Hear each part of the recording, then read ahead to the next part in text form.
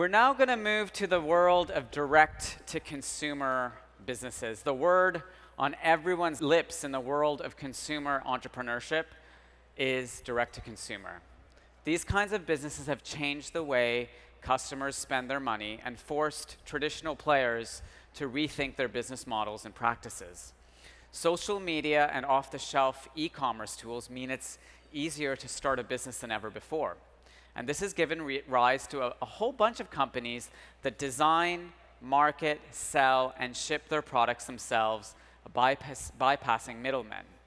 But building a DTC business is no easy feat. And so today we will explore the entrepreneurial journey from ideating the business model and finding the target customer through to scaling and fundraising with three amazing entrepreneurs. First, Tim Brown, the co-founder and co-CEO of Allbirds, the sneaker that has taken over Silicon Valley. Second, Emma Grede, co-founder and CEO of denim and label Good American. And third, co-founder of wellness brand Hims and Hers, Hilary Coles. Please welcome Tim, Emma, Hilary, and our Chief Commercial Officer, Nick Blunden. Well, good afternoon, everybody. It's such a pleasure to be up on this stage, hosting this conversation about creating disruptive direct-to-consumer businesses. As many of you will know, the fashion industry has always been about entrepreneurial activity, but it seems to me that we are at an extraordinary point in the development of the industry where the level of entrepreneurial activity has reached its zenith, driven by direct-to-consumer business models, funded increasingly by venture capital. So I'm absolutely thrilled to have three really successful entrepreneurs leading direct-to-consumer businesses. So Emma, Tim, and Hilary, first of all, thank you so much for joining us. Thanks for having us. It's great to have you here.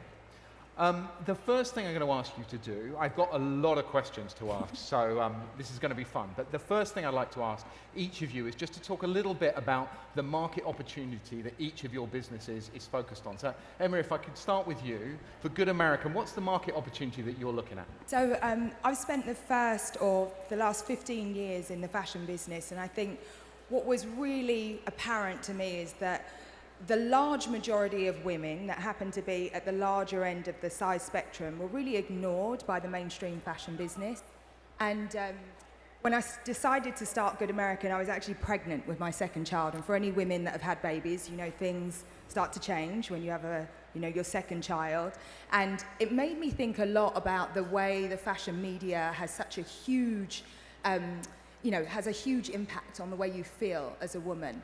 And so as I was founding Good American and when I started to think about the brand, it was really rooted in this idea of, shouldn't there be more options for women? And I think that what I started to see was that the fashion industry was really at this odd kind of point where what was happening in social media with the body kind of positivity movement was really not being reflected in fashion. You'd see, a little bit of diversity in some campaigns, the odd thicker woman would be kind of thrown in, but it really was done as tokenism. It wasn't reflected in the collection. So I really set about creating a range where it was based on an entirely different body shape, and I like to call it the body shape of popular culture. This idea that you can have curves and still be beautiful. And so Good American was really done on that, or created on that basis. And it was incredible because we had such an amazing reception right from the beginning. Most of the people would have heard me say before, because I love it, we sold $1 million worth of denim on our first day. But it really taught me something, that there was a huge need for a different type of product and a different type of image. And so we just haven't looked back since. Amazing. Tim, what about you for Allbirds? Different market opportunity, but nevertheless a very big one. Yeah, sure. So I'd come out of about a decade-long professional sporting career and stumbled into the footwear industry and found this enormous category that defaulted to making shoes out of not very nice materials, and saw an opportunity to use sustainable materials and a direct-to-consumer business model to make shoes in a different way. And my co-founder Joey and I launched Allbirds on the 1st of March 2016 in San Francisco. We now have a team of about 250 people, offices in the UK, and recently launched in China, and have had 3 fun years building a business that believes that the fashion industry broadly, and more specifically the footwear industry, needs to find better ways to make things, and that is in some ways the problem of our generation, and that we need to do that now. So it's an exciting journey we've been on, and excited to share more about it. Great, fantastic. And Hilary, over to you. The market opportunity for Hims, and now hers, of course, because there are two brands. Yes. So we were looking at the health and wellness space, and the wellness space is a $4 trillion industry and quickly growing. And when we looked at it, we saw virtually nothing in the men's space. It seemed like there were two different stereotypes. One was this affluent guy on a beach in linen pants, and the other was this hyper-masculine stereotype, and everything's red. And neither of those stereotypes fit the people that we knew in our lives. And then compounded onto this, society has told men that it's weird to want to take care of yourself. And in fact, there are these incredibly common conditions, and you can take care of yourself. So we're all about teaching guys that actually it's weird not to take care of yourself. And conversely, on the women's side, there's an oversaturation of messages around wellness and how you should be taking care of yourself, and all the expectations and assumptions about your journey through there. And so we noticed a real lack of proactive, productive tools that addressed and legitimized and supported women's health care. And similarly to the opportunity that Emma saw, there are these people who are getting overlooked in the retail and fashion space. There are these people that are getting overlooked in the healthcare space and being told that they have all these options, and really they're just being given scraps and told this is what you get, and too bad. And so now we've been able to create a platform over the past year and a half. We've become one of the fastest growing D2C businesses of all time, where we have hundreds of thousands of men and women who are able to access FDA-backed medical grade products, access to a doctor who's licensed in your state from your phone, from our network of over 140 doctors, and products and packages that are delivered to your door. You're not going to the pharmacy, and they look good, and they feel good, they smell good, and it's totally changing your relationship with the healthcare system. Great. Do you know, it's really interesting. You're all in very different businesses. Yes, the direct-to-consumer business model is the same, but the thing that strikes me that links the three businesses together is this sense of purpose beyond just making money. And the panel before talked about values being really, really important. I'm just interested, I know you all reference this, but I just want to drill down this. Tim, I believe Allbirds is a certified B Corporation. How critical is the sustainability angle to the success of your business? Oh, it's the reason we founded the company. And I think Joey and I imagined the business that we would tell our grandkids about. We saw a problem that no one was actively, genuinely, really trying to solve. And we believed that there was the possibility to do things differently in this enormous category. And it's actually a big week for us this week. We announced that as a business we've gone completely carbon neutral. We've launched a carbon fund to offset every single aspect of our supply chain, from every single trip that our employees take to the office, all the way down to the farms where we source our materials. And I think that there's this sense too that there's this big change coming, a revolution in the way that things are being made, and I'd like to think that we're a small part of that. So for us, that purpose was an absolute non-negotiable, and I think it's fueled our brand. I think it's fueled the people that we've attracted and hired, and I think it's fueled some of the success we've had, because I think there's this demand now from a new generation of consumer that's starting to say business needs to be a force for good. It's not something you tack on at the end. The real business can make a real impact, and customers are demanding that, and that's been our vision from the beginning. And Hilary, there seems to be an element of that in what, certainly with Hims was doing. There's a certain stigma attached to some of the issues that you face. That was a deliberate decision to say we want to put that purpose in the business? At the end of the day, our whole goal is to provide you with options to help you take care of yourself, whatever you choose. And so we heard from so many men specifically who had this terrible moment where they were in the shower and a little bit too much hair was coming off, and they didn't know what to do. The only available step was to go in a Google deep dark hole or a Reddit thread. And by the way, if you've ever looked up your symptoms online, the answer is only death and destruction and everything terrible. Spoiler alert. And there are people who just didn't know that they had options. They didn't know that their sexual wellness could be improved. They didn't know that if they were worried about hair loss, that was an option for them. And on the women's space, it's more about systemic barriers that have existed. So 19 million women from ages 19 to 45 in this country don't have access to a public healthcare clinic in their county that will give them contraceptives. That's massive. Women, on average, are more likely to wait longer in the ER. They're more likely to have their pain levels discounted. And so from that mission, it was about exploring those options and making it as painless as possible, because the healthcare system to date hadn't served it properly, hadn't addressed and legitimized and supported all of these really important and valid conditions. And the benefit of the DDC channel, and we were joking about this at dinner, is your customers will tell you very loudly when you are doing a good job and when you are not doing a good job of hitting your mission. And so it's an incredibly motivating feedback loop to have. And Emma, it seems that the message of body positivity that's central, the cornerstone of the brand, you've taken through every aspect of it, including the open casting that you do. Tell me a little bit about that.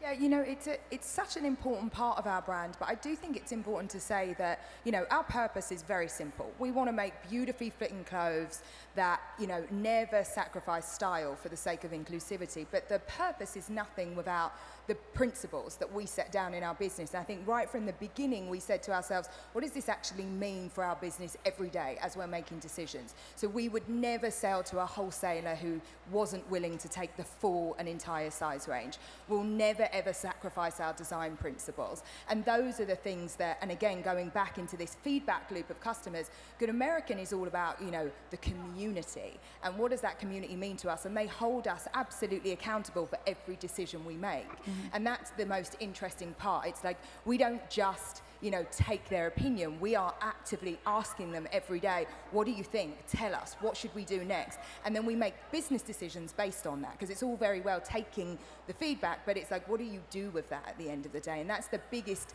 difference in Good American, that we actually take that information from our customers and we invite them in to be part of the brand. And I guess the open casting, which for those that don't know, we actually have our customers that are part of our bigger campaigns. I think we had 60,000 women entered into the last open casting. But that's really about us saying, we are you, you are us, come and be part of what we're doing. And we find that because we're so honest and we're so open with the decisions that we're making, our customers are our best spokespeople. They come into the brand, they speak as eloquently as I would about the product, and it's incredible to see that happening. And I think that's what really gives us an amazing kind of this, we talk about this feedback loop, but it really is what makes all the difference in our decision making every step of the way. And it's, when one thinks about direct-to-consumer businesses, I think it's tempting to look at all of the success and say, look, this is so obvious, this is easy, why are more people not doing this? But of course, it's getting more competitive. One of the challenges, and I think it's always been a challenge for fashion and retail businesses, how do you acquire customers? But as more people come into the direct-to-consumer space, the costs of acquiring customers go up. Mm-hmm. There have been challenges thrown at businesses now saying, well, they're just taking venture capital money and spending it on increasingly expensive customer acquisition. I'm interested, each of your businesses is scaling and scaling very fast. Is this a challenge that you recognize, or are there ways around this increasing cost of acquisition? Hilary, I'm interested because you now have two brands that you're having to build simultaneously. Yes. Talk to me about how you think about the job of acquiring customers directly. So Andrew and I had worked together at a consumer app before, and the problem with it, not the problem, but one of the dynamics of a consumer app is if Apple sneezes, you are going to get the flu. And you are entirely beholden to things outside of your control. And we said we would never let that happen to us again. So we did that in 3 ways. So the first way was, from the beginning, we locked up several channels. You can't do that with every channel, mind you, but a few channels where we'd say, we are the only ones in the healthcare and wellness space who are going to be talking to our demographic. And that was super important for mind share and for trust building, which when it comes to your health, and that's everything. The second thing we did was we test all the time. On any given day, we're testing at least 24 different channels, and that means we have a very high degree of confidence that we are reaching people that other D2C companies might not be, because we're testing offline channels. We're looking at people who might not be on their smartphone all day, and how that manifests itself is, we've done takeovers of urinals in a sports auditorium where we'd say, our incredible marketing team went in and said, can we make this into a billboard in space? And they were like, nobody has ever asked us that question before, but sure. And so we're popping up in these unique places, and then that contributes to our third piece, which is organic growth. And people are just delighted and surprised to be interacting with us in these new ways, and so they're sharing it. And I think a few years ago, I don't know that any of us would have been able to predict that we'd see so many men publicly sharing their hair loss kits, like unveiling them on Instagram and sharing them with their friends and having it be so public. And I think that's part and parcel of how we're interacting with them on these different channels. Speaking of Instagram, Emma, you forgive me if I ask this question, but you have a very high-profile co-founder. A little kicker. Yeah, I mean, it would be unfair not to say, you know, Khloe Kardashian is my business partner, and so in terms of acceleration, in terms of, you know, customer acquisition, if you've got 170 million followers across your social platforms, it does something for a business, absolutely. But I can't take away from that community piece and how important that is for us, because, you know, it's what we all want to hear, right? You want a peer-to-peer reference. And when girls try on our jeans and they share not just how they look, which they all do, we get a lot of great butt shots at, you know, Good American, come and look at our Instagram, but it really is about the way it makes them feel. And that's what the stories that are shared, when we get somebody that goes onto YouTube and spends 16 minutes talking about how she hasn't worn jeans for the last, you know, 6 years, and now she is, that's invaluable, and that's what really travels. And so, again, it's like, how do you nurture that community? How do you encourage that type of behavior? And we've been particularly good at mobilizing that community to just be our best advocates. And Tim, if I understand correctly, Allbirds started, or the idea started on Kickstarter. So, you know, you've gone from, you know, the real beginning of this journey. Is it getting harder to acquire customers? You know, in some ways, it's the barriers to entry for starting a brand have never been lower, and it's never been more competitive. You know, I think at the end of the day, I think unless you've created a product or an experience that people want to share, as Hilary and Emma have done so well, and tell their friends about, that fills a gap, that fills some sort of white space, it's not going to work. I think there might have been a small window of time when you could have used Facebook or Instagram to cheaply acquire customers and build a business or a brand by spending into it, and I think that's gone. So, I mean, I think at Allbirds, there was a 6 or 7 year journey, hundreds of prototypes to cultivate and create our version of the one sneaker, and to invest in the sustainable materials that were going to underpin that creation, and then word of mouth drove an explosive adoption of the product in Australia, in America, and New Zealand, and around the world, driven largely by word of mouth. And at the end of the day, making those products is really, really hard, but that's the best thing that you can do, I think, to build a brand. Okay.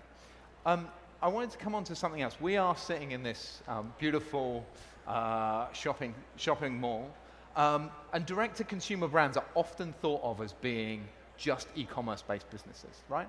But actually, that sometimes does it a disservice. And Tim, you and I were talking, I think you opened your 5th or 6th retail outlet yesterday? Seventh in Beijing, yeah. So we very early on, we always knew that people wanted to try on shoes. I think the story that retail was dead or was dying had been greatly exaggerated, and so retail was always a big part of our plans and continues to be so. I think people want to touch, feel, understand, have an experience, and the retail channel and then the integration of the online and offline experience for a brand, I think, is an enormous opportunity. And I think for too long maybe retail had drifted, the experience had degraded, and wholesale brands have got in between the customer and the brand and business. And so I think that's all changed with this direct-to-consumer revolution, and I think retail for us is a big part of it. Okay. And Emma, you've experimented with different channels. You have agreements, I think, with Nordstrom and Selfridges. You've done pop-ups as well. What role does retail play for you? Plays a huge role, and right from the beginning, when we launched with Nordstrom, and we were straight into 30 doors and very quickly into all 126. But for Good American, it's especially important. Of course, women want to be able to try on jeans. I mean, that's just very straightforward.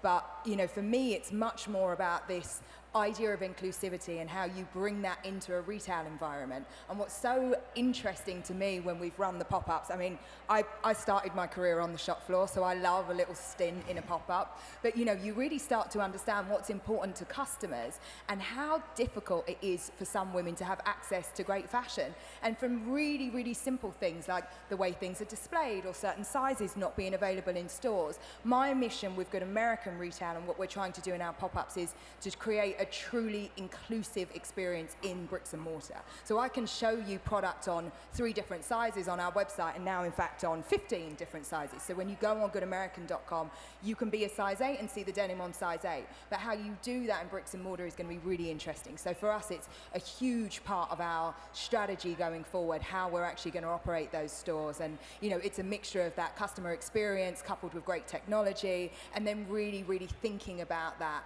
from our customer's point of view and how you make it really comfortable for her to come in regardless of her size. And Hilary, I'm interested because, of course, part of your business model, the telemedicine part, is the efficiency of not necessarily having to have an appointment and go and see somebody. So physical retail plays a role for you guys or not? Yeah, we've been starting to test with other brands and collaborate on different pop-ups, and it's been really exciting to see people interact with the brand. And I think Emma and Tim are 100% right. It's that it takes that DTC step one step further, in that you're able to connect and control the experience just a little bit more and build that trust and that relationship with the customer, and that's ultimately all that matters. And one of the things that comes up a lot is about customer centricity, and it's been talked about for a long, long time. But of course, one of the benefits of the direct-to-consumer business model is this ownership of the customer end-to-end. And Emma, you talked a little bit about this, but I love this example that you and I talked about getting the feedback from customers and inventing, I think, a whole new size as a result of that feedback. Can you just talk a little bit more about that feedback loop that you get?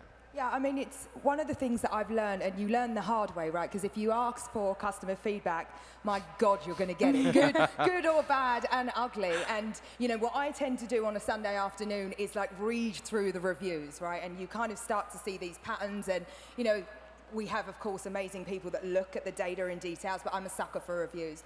And what we started to understand is that we were seeing this huge disproportionate returns between a size 14 and a 16. And no one could understand. We looked at the fabrications, we looked at the styles, we did all the things that you would do. And no pattern was emerging. And so, of course, I go to speak to design and I speak to tech, and they say, oh, that's really simple. There's a big discrepancy, and I don't want to bore anyone, but, between straight Missy sizing and plus sizing, you have these things called grades, right? So you grade up depending on the size, and the grade gets bigger when you're in the plus size segment than when you're in the Missy size. And so right in between, there's this just huge chasm.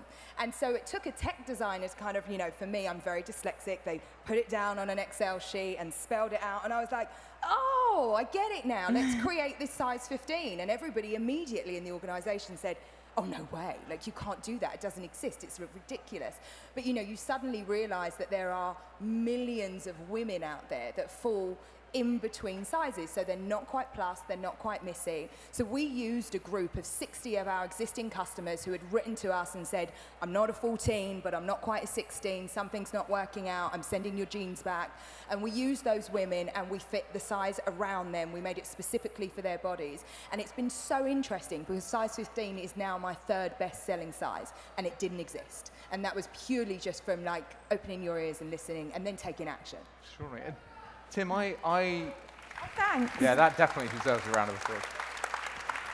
Tim, similarly, I read, and I think this is true, but you'll correct me, I'm sure if it's not, that the wool runner that you created has had 27 or more different iterations. Is that customer feedback that's driving that, or is something else going on? No, it's absolutely the customer. I mean, we've designed the whole experience in the business to point towards it, and then capturing that feedback to improve it, whether that be a comfort change or a design change or a sustainable material that we can flow into the product. We don't have to wait for the wholesalers to feed that back to us or wait for open to buy windows. We can make those changes in real time. We've done that really from the beginning, and it's something probably closer to software than it is traditional sort of footwear manufacturing, with updates and improvements sort of on the fly, and I think that's been a big advantage. I think equally with merchandising and color, careful what you wish for. As Emma said, there's this flow of feedback and information, which I think is a huge advantage and allows you to move quickly and innovate and make new products. We're about to launch a big product this week, which has been driven entirely by social media comments and suggestions that became such a theme that we picked it up and actually made the product. And then to my earlier comment about going carbon neutral, we're developing a fund where we're offsetting our carbon, and then our customers will help us decide what projects to fund to offset our climate impact, which is a big thing. So they're a part of this journey, and I think it's been an enormous business advantage for us. Now, we're running out of time, but I'm sensing, because you're also inspiring, that there are people in the audience thinking, I want to go and do this. I'm going to go and set up a direct-to-consumer business. So before we go, I'd just like to ask each of you, with the benefit of hindsight, wonderful thing, what you do differently around setting up your business. Hilary, is there something that sticks out for you that you think, if I knew then what I knew now, I'd do something differently? I mean, it's a great problem to have, but we hit $1 million in recurring revenue in our first week and sold out of everything, and we would have had we broke everything growing so quickly. Basically, we went from 2 doctors to 140 doctors. We went from 2 customer service agents to 75 customer service agents. We just had no idea what it was going to be like. We were totally out of our league. So it's just, you got to just keep going. That is definitely a good problem to have. Tim, for you? Look, I mean, it was 6 or 7 years that we worked on our idea before we took it to market. And I mean, I think everyone talks about feedback and seeking it, but the number of experts that we spoke to, particularly in the footwear industry, that sort of saw our idea and said that it was never ever going to work were numerous and extensive. And I wish I'd ignored them. I wish I was open to feedback, but also open to ignoring it. And it took a long time, I think, to develop the courage that, to really go and do this and to raise a little bit of money to put this thing out into the world. And I sort of think if your idea is any good, the people that know probably think it's not great. And I wish I'd sort of pushed through that a little bit faster than we did. Great. And Emma, how about you? Something you do differently? It's really interesting because when I started this business, I lived in London, and since moving to LA, I think the great thing, especially about being in the direct-to-consumer space, is that people are so willing to help you.